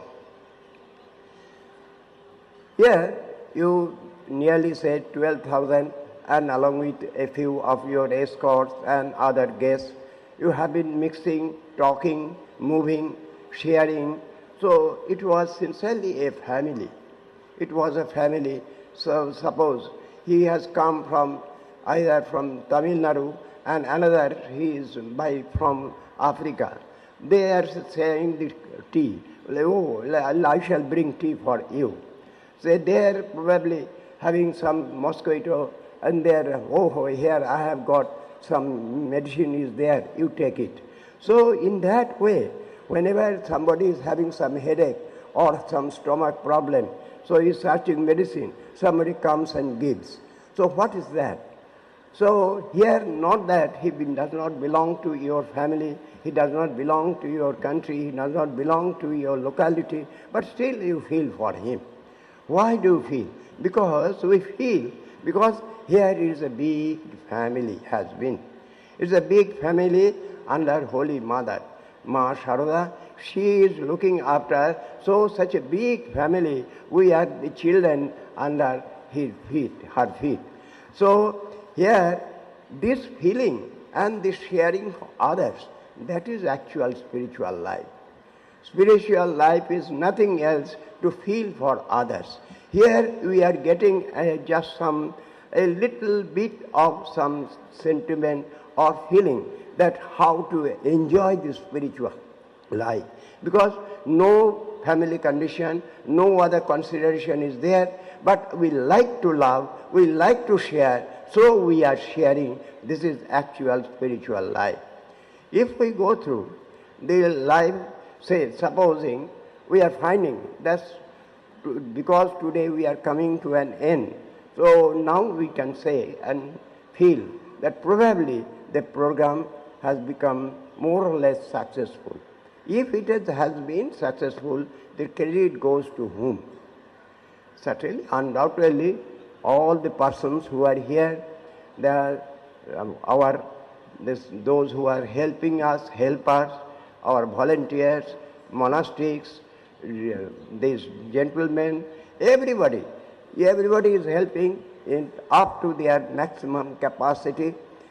Other times we do, because that is only for one day generally, maximum 2 days function. But this time it was continuously going on for 6 consecutive days, along with it the other function since 12th January. So that everything that it has been possible to keep up the spirit of this spirit of sacrifice and feeling, it has been possible by the grace of Holy Mother, by the grace of Thakur, and by the grace of the direct disciples of Swamiji. Why? You may remember one incident. That incident was while Swamiji just went into Mahasamadhi. At that time, Varanasi Sevashram, they installed a picture of Swamiji. Because it was, they simply got the telegram, so they installed a picture of Swamiji. It was not yet, it has been accepted because Swamiji was living. Naturally, Swamiji's picture was never installed on the altar. But that Swamiji's picture was put on the altar. Some of the Swamis, they felt that whether it has been just or not, whether Swamiji's picture should remain along with Sri Ramakrishna. Then it was referred to Holy Mother. Then what was the question of Mother? Mother said, why they have kept the picture of Swamiji? Then they said they have put Guru Maharaj Thakur's picture is above, just below Sri Ramakrishna, Swamiji's picture. Then Holy Mother passed the comments. What? Below? ঠাকুর থাকলে তিনি তো তাকে তাঁর মাথায় করে রাখতেন, তিনি ছিলেন তাঁর মাথার মণি। So he was the crest jewel of Sri Ramakrishna. So certainly Sri Ramakrishna, Holy Mother, and the other brother disciples, they all are taking care of these celebrations and conferences. So if any success has been there, the whole success and credit goes to them. Now about Swamiji's one incident I refer, because many faceted, so many things have been mentioned for these few years, for few days. And once Romarola put a peculiar question to Boshi Chen. That question was, I feel confused to go through Swamiji, because Swamiji, whenever he talks about something, he is so hyperbolic or sometimes so assertive that as if everything goes into chaos. Everything goes off. So I feel confused, which was actually the message of Swamiji. Then Boshishan, he was scientist, he replied that, have you ever seen the face of Panchanan? Panchanan with its Shiva with 5 faces. So Swamiji was Panchanan. He was the Shiva having 5 faces. So here he had this multifaceted personality. Wherever he used to talk and speak, there he used to give his full thing. Swamiji, when he came to Thakur, at that time Swamiji came as a full man. Sincerely, he came as a full man. Full man in this sense, because when he came, he was already rich with Western thoughts and every idea, history, sociology, philosophy, psychology, everything. Along with it, his bent of meditation, his bent spirit and this touch of realization. With that thing he came, and it was as if Sri Ramakrishna had to fight with Narendranath to bring him down. It was sincerely a big challenge, because by that time when Narendranath came, he was already in the stage of Utapuri, because he had his samadhi was nothing to him. It was some day-to-day affair. His sleep was actually going into samadhi. So such a exalted spiritual man has come to Sri Ramakrishna, so Sri Ramakrishna had to wrestle with him to bring him down. And slowly he could find that this sort of spiritual fighting will not solve the problem. I shall have to take some other methodology. And what is that methodology? Methodology of love. The moment Sri Ramakrishna, he became a beggar to Narendranath. That moment, and you can remember that even though Narendranath is not wanting to meet him, and he is not coming to his house, to Dakshineshwar, then Sri Ramakrishna himself is going to Narendra's house.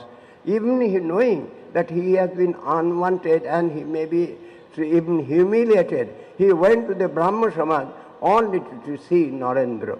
So when Narendra saw that this man can go to any length for my cause, at that time he felt that Dastava Janame Janame Dayanidhi.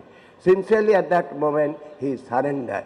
He surrendered not to the spiritual exaltation, because even up to the end he had his doubt whether Sri Ramakrishna was actually full avatar or full God or something like that. But still he had to admit and accept Sri Ramakrishna as a love personified. So that element is here. Regarding our mothers, we have seen how Holy Mother was. Our motherhood, this present day motherhood, they will be the combination of Holy Mother plus Nivedita. Because in their personal life, they should feel themselves just like Holy Mother. Holy Mother became their totally, practically the organizer, the ruler of the whole monastic community. How she became? By her spirit of service. Simply she served everybody. So in that way, she owned over everybody. As it happens in our home also. If my mother says, don't go, we immediately accept. Even I may be the Prime Minister, I may be the district magistrate. But if my mother says, don't do, we accept. Why? Because mother sincerely loves me.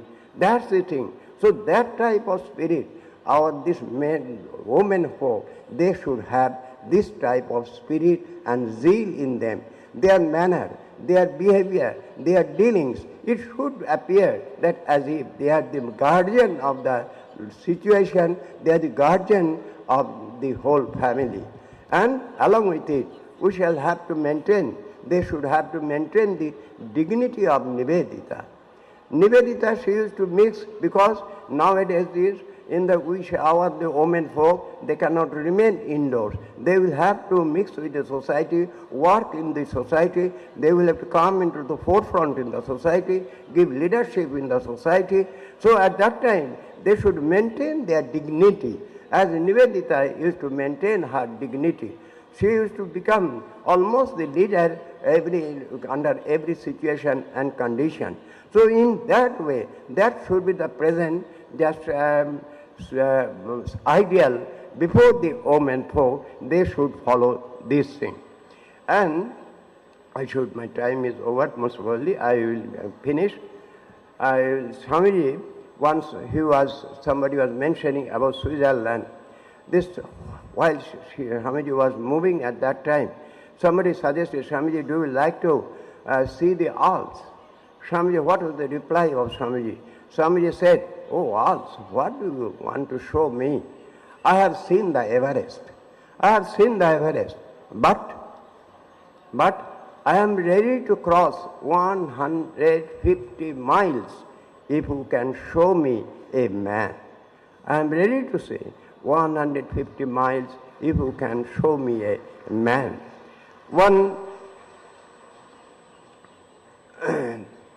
Here you have seen, especially I am addressing the youth, that you have seen our monastic members.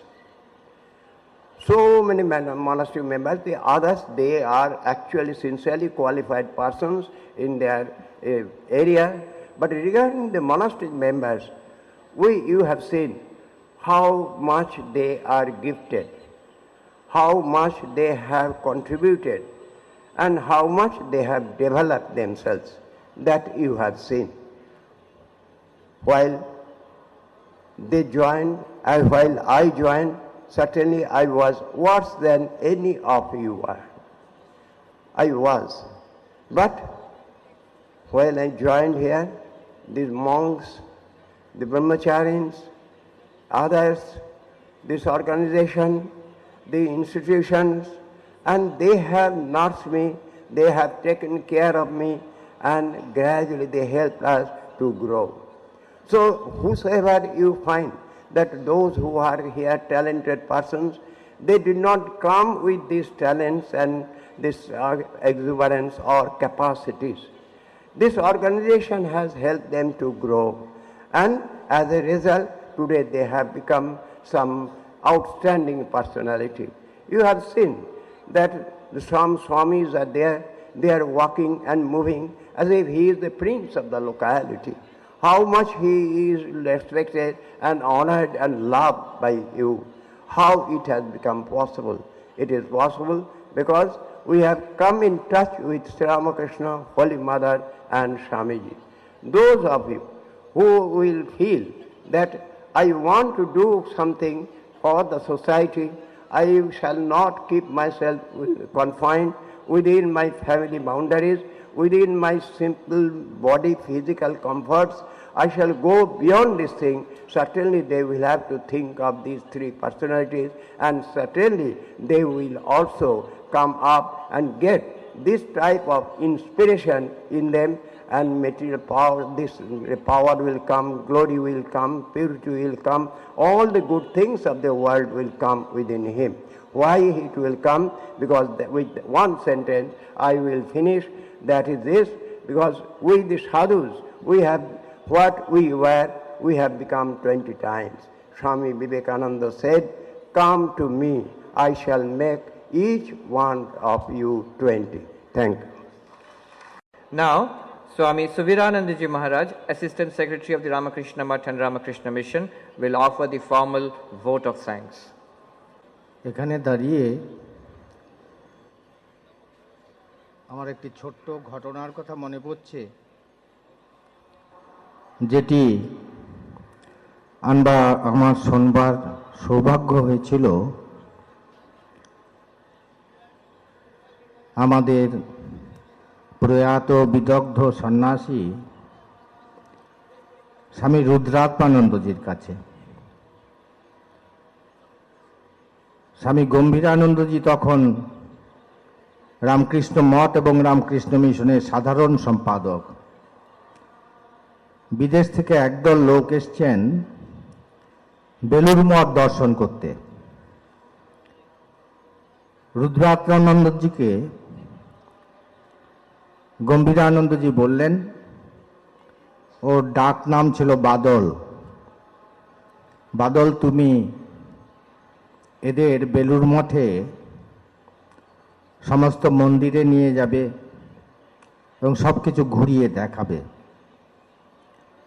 রুদ্রাত্মানন্দজি তাই করলেন, এবং ওই যে বিদেশি যারা এসেছিলেন অতিথি,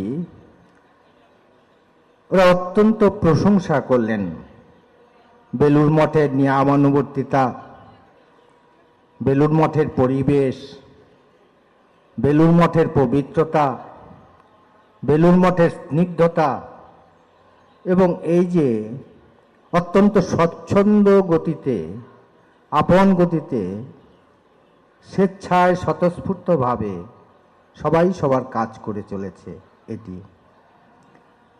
তো ওদের বিদায় দিয়ে রুদ্রাত্মানন্দজি গম্ভীরানন্দজির অফিসে গেলেন, গিয়ে বললেন যে মহারাজ ওরা উচ্ছ্বসিত, দেখে উচ্ছ্বসিত, বেলুর মঠের খুব প্রশংসা করলেন। গম্ভীরানন্দজি 1 মিনিট চুপ থেকে বললেন, চোখ বুজে দেখো বাদল, ওদের বেলুর মঠ দেখে খুব ভালো লেগেছে, বেলুর মঠ সম্পর্কে ওরা উচ্ছ্বসিত কারণ বেলুর মঠের লোকগুলো ভালো। তাই বেলুর মঠের লোকগুলো ভালো, আর যদি আমাদের এই অনুষ্ঠান সত্যি সত্যি সার্থক হয়ে থাকে তাহলে বলতে হয় বেলুর মঠ শুধু নয়, বেলুর মঠের অধীন যে সমস্ত শাখা কেন্দ্র আছে, যাকে আমরা আজকে বলি আইনের ভাষায় রামকৃষ্ণ মঠ এবং রামকৃষ্ণ মিশন, সেই রামকৃষ্ণ মঠ এবং রামকৃষ্ণ মিশনের সঙ্গে যুক্ত যারা সন্ন্যাসী, যারা গৃহী, যারা স্বেচ্ছাসেবক, সবাই ভালো। এই কথাগুলো আমি বাংলায় ইচ্ছে করেই বললাম এবং এরপরে আমি আমার ফর্মাল থ্যাঙ্কস আরম্ভ করছি। রিভিয়ার্ড স্বামী Suhitananda Ji Maharaj, General Secretary of Ramakrishna Math and Ramakrishna Mission, Swami Sarvagananda, Swami Tyagarupananda, Swami Shastrajnananda, Swami Atmajnananda, dear Dr. TGK Murthy, retired scientist, Indian Space and Research Organization, Government of India, Mrs. Dipali Khanna, Member Secretary, Indira Gandhi National Center for the Arts, New Delhi, respected Matajis of Sri Sharda Math, dear and revered monks, devotees and admirers of Swami Vivekananda assembled here today. I feel honored to be conferred the chance to stand before this august assembly to deliver the vote of thanks at this concluding session of this youth conference held as a part of the concluding function of Swami Vivekananda's 150th birth anniversary celebrations. All through this 4-year-long celebration of Swamiji's 150th birth anniversary, one of our prime objectives was to disseminate the invigorating message of Swami Vivekananda among the maximum possible youth in this country. As is already well known and readily accepted, Swami Vivekananda is the epitome of youthful force and national resurgence. In him, everything is positive and nothing negative. As already elaborated by various speakers from this dais, both yesterday and today, Swami Vivekananda ardently wished the youth of this country to imbibe the qualities of purity, patience, and perseverance, from which comes the strength to strive forward. He made the ideals of Tyaga and Seva the most important purpose of living for the young. He has given the youth a higher ideal to live for and a higher state to reach within the limitations and boundaries of human existence. I offer my respectful pranams to revered Swami Suhitananda Ji Maharaj, General Secretary of our organization, for sharing with us his deep views about Swami Vivekananda and the relevance of his message for today's youth. I extend my heartfelt best wishes to Swami Sarvagananda, Tyagarupananda and Shastrajnananda for their beautiful speeches and for holding up before us a few facets of the great personality of Swami Vivekananda. May I take this chance to express our deep sense of appreciation for Mrs. Dipali Khanna, Member Secretary, Indira Gandhi National Center for the Arts, New Delhi, for the insightful speech and a ready support towards the commemorative celebration of the 150th birth anniversary of Swami Vivekananda. We are extremely grateful to her.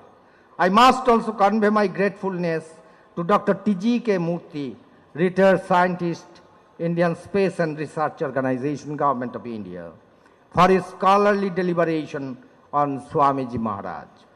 I convey my pranams to revered Swami Girishananda Ji Maharaj, the manager of belurmath, who has displayed rare organizing acumen by effectively coordinating this huge program. We would remember for a long time his enthusiasm and eagerness to make this program meaningful and colorful. He and his team translated into practice all the ideas that the organizing committee contemplated, both verbatim and in spirit. He is the secretary of the celebration committee and he performed his duties meticulously with extraordinary tact and patience. I would like to offer our pranams to revered Swami Abhedananda Ji Maharaj and revered Swami Shivamayananda Ji Maharaj for their sincere concern and wise counsel in organizing this grand program. Revered Swami Abhedananda Ji Maharaj, at this advanced age, shouldered entirely the responsibility of organizing the international seminar, and it was a resounding success. He set an example for all of us to follow. My sincere love and best wishes to my colleagues, Swami Balabhadrananda Ji Maharaj and Swami Bodhisattvananda Ji Maharaj, for their earnest efforts in making this program a success. I extend my pranams to Swami Jayananda Ji Maharaj, Swami Divyananda Ji Maharaj, and my best wishes to Swami Suparnananda Ji, Swami Ritananda Ji, and Swami Sarvagananda Ji for playing responsible roles in the success of this program. I also extend my best wishes to Swami Vishwamayananda Ji, who has worked extremely hard to put up the beautiful exhibition upholding the national integration of India through its various arts and crafts.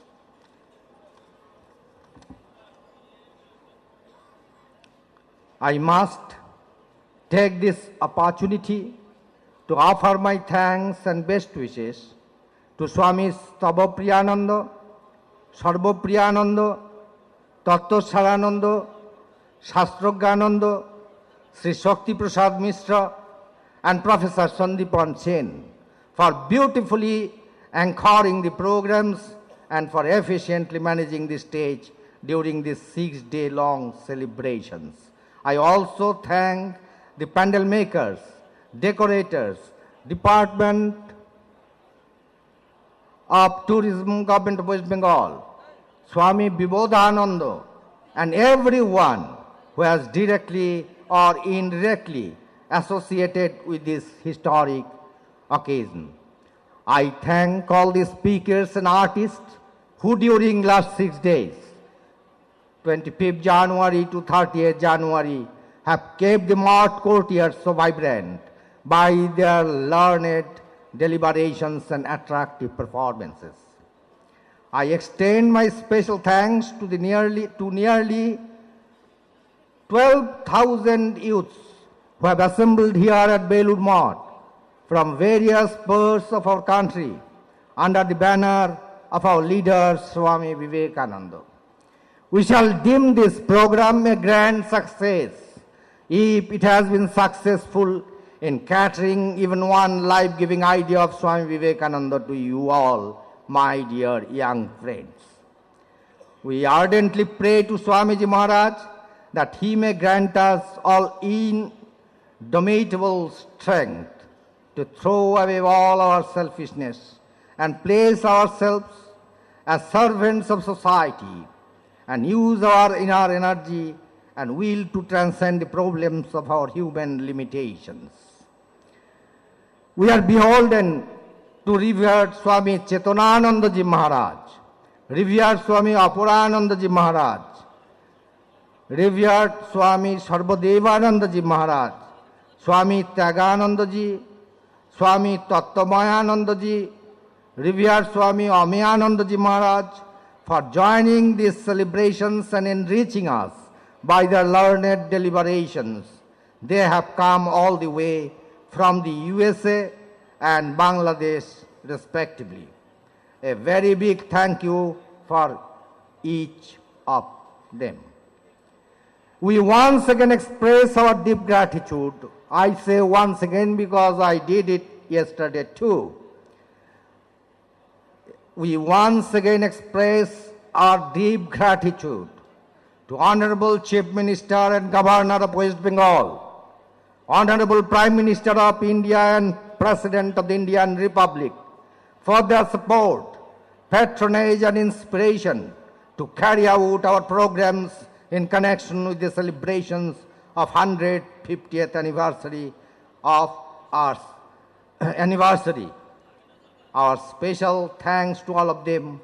May Swamiji's blessings profusely shower on them. And then, in conclusion, I pray to our beloved Swamiji. Swamiji, kindly make men of ourselves. Thank you so very much. The closing song will be performed by Brahmacharis of the Ramakrishna Math, Belur Math. The song is Swadesh-bidesh by Swami Abhedananda Ji. This is the closing song not only of this session, but it is the final song of the entire youth convention and indeed the 6-day long celebrations. So it is our request that you please sing along in the last line of the song, Moder Vivekananda, Tumi Go Vishwa Vivekananda. যেহেতু এটি আমাদের এই অধিবেশনের শেষ এবং পুরো যুব সম্মেলনের এই শেষ গান, এই গানের শেষের যে আছে মোদের বিবেকানন্দ তুমি গো বিশ্ব বিবেকানন্দ, তার সঙ্গে আপনারাও গাইবেন।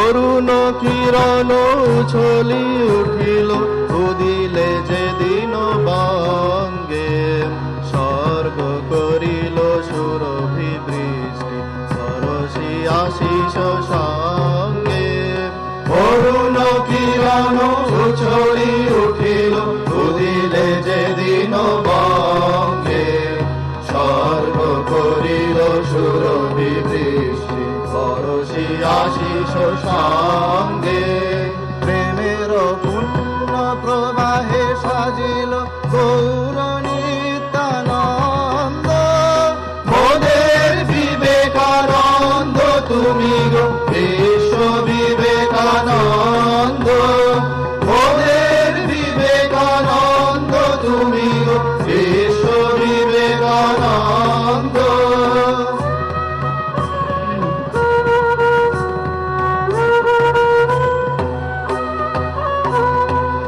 ধরে সাগরে গহনে কাননে চাপিলে কত নানিসি তুষার হিমানি গিরি কন্দর রমিলে কত নাদিসি ধরে সাগরে গহনে কাননে চাপিলে কত নানিসি তুষার হিমানি গিরি কন্দর রমিলে কত নাদিসি অঙ্কুর পুন শঙ্কর জ্ঞান শাক্যের ত্যাগানন্দ মোদের বিবেকানন্দ তুমি গো বিশ্ব বিবেকানন্দ মোদের বিবেকানন্দ তুমি গো বিশ্ব বিবেকানন্দ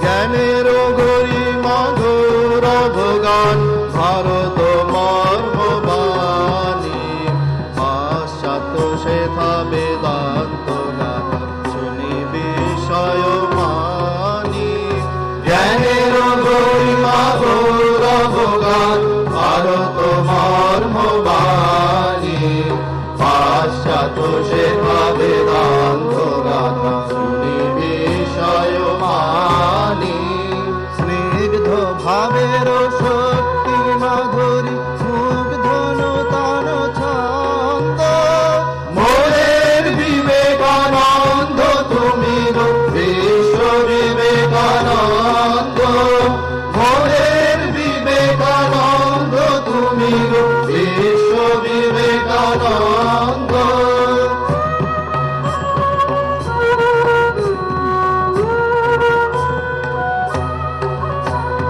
শিকাগো সঙ্গে সঙ্গীত তব শীর্ষে উঠিল ভাসি শুনিল বিশ্ব শুনিল নিঃস্ব শুনিল প্রাসাদবাসী শিকাগো সঙ্গে সঙ্গীত তব শীর্ষে উঠিল ভাসি শুনিল বিশ্ব শুনিল নিঃস্ব শুনিল প্রাসাদবাসী সৃজিলে শ্রীমঠ কুঞ্জ কুটির তীর্থ মুখরানন্দ মোদের বিবেকানন্দ তুমি গো বিশ্ব বিবেকানন্দ মোদের বিবেকানন্দ তুমি গো বিশ্ব বিবেকানন্দ মোদের বিবেকানন্দ তুমি গো বিশ্ব বিবেকানন্দ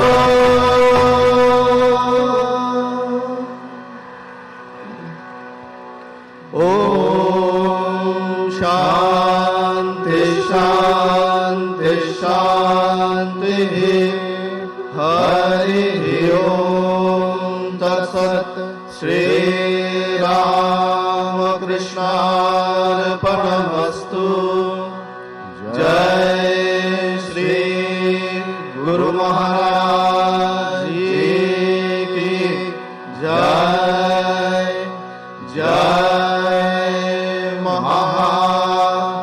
মহামাই কি জয় জয় स्वामी जी महाराज जी की जय जय गंगा माँ